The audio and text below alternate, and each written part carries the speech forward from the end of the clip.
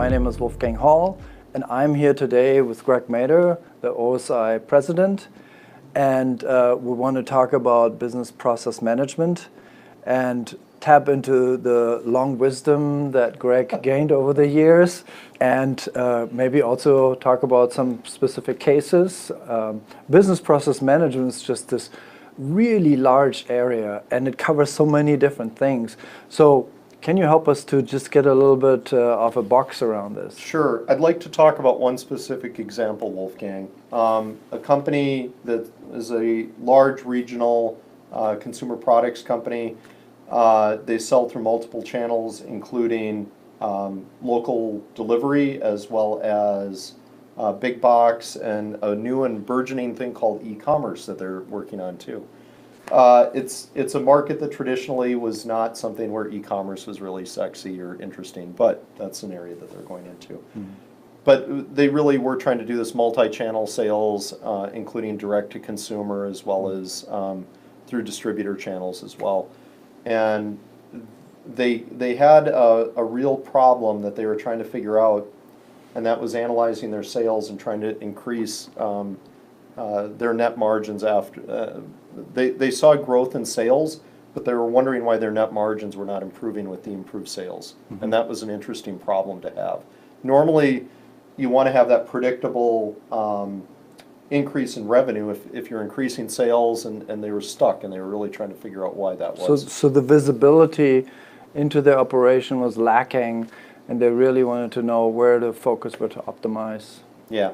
Mm-hmm. So with the business process management that we undertook, it was very careful, very deliberate. It was not like a one day and we're out sort of thing. It was a matter of weeks to really get to the bottom of understanding the sales approach that they had and be able to really understand what needed optimization and how.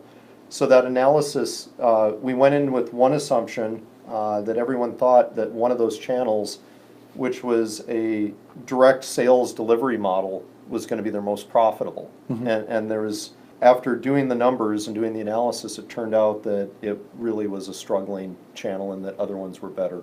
So there was a big surprise to the company.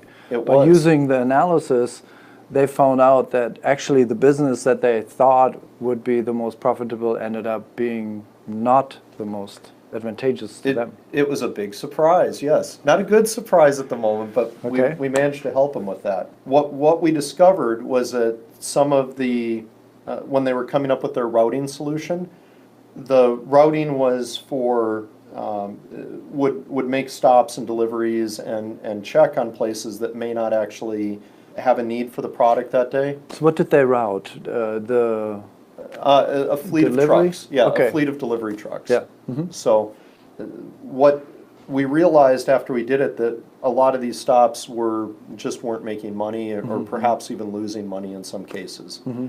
That analysis really led us to some important thoughts about optimization.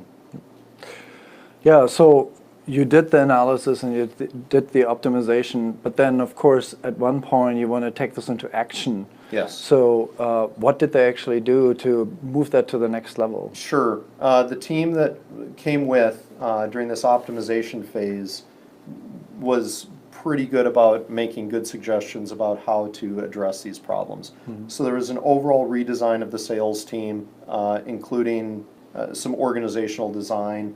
And this was done by some people that we work with on a regular basis that we're really excited about having this partnership with. And that's a capability we can bring to any project.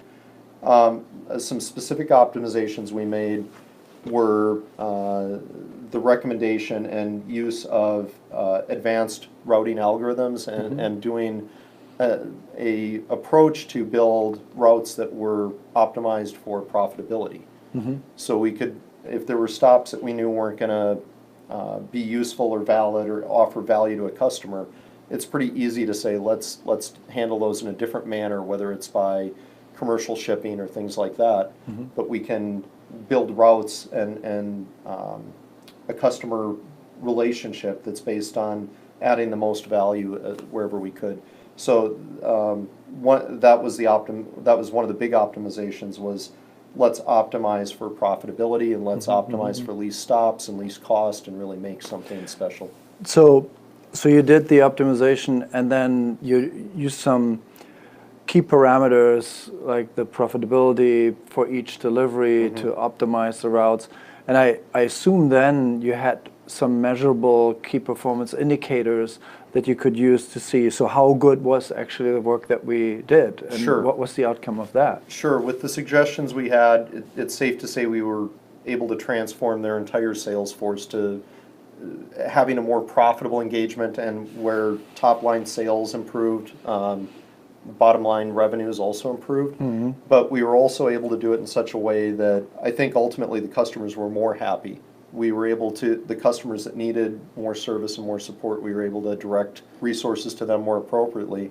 And the customers that didn't need that support at the same level, we were able to come up with alternative means to be able to do it. So how long did this process take from the beginning to start work to actually coming up with the results? Was it a very Sure. long process? We did it in about 3 months. Wow.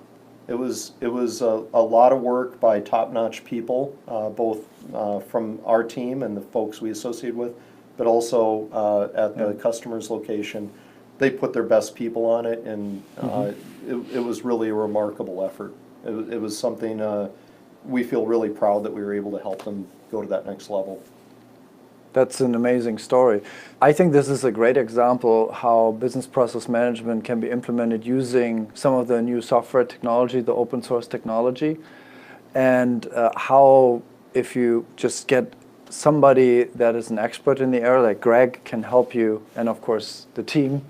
And it does, as you said, it's not just the open source integrator team, it's also the customer that really works hand in hand in a partnership on these things and makes it happen. Are there any other closing comments on business process management? I actually would like to talk about this, I think, for like a soapbox observation, if you will. Okay. I'll get up on my soapbox for a minute. The best ERP system in the world isn't going to help if you have business processes that are broken. If you've got a business process that you know is losing money, or maybe you think it is or whatever, it's worth the time at the beginning to do that analysis and understanding to make sure that you really are addressing some root causes and fixing that before you automate those processes. Automating a good process is rocket fuel. Would you agree with that? Oh, yeah, absolutely. So you optimize the process, then you automate it, and you have rocket fuel for your business. You're going to take off. And that approach has worked for us every time we've tried it. So great. Thank you. Well, thank you, Greg, for sharing this very interesting story, and particularly important for the customer to have the success to find out new insights that they didn't have before. And if you're interested to learn more, you can find more information on opensourceintegrators.com. And please also look for other webinars. There's a lot of information for you. So you're welcome to also contact us directly. Thanks for joining us. Thank you very much.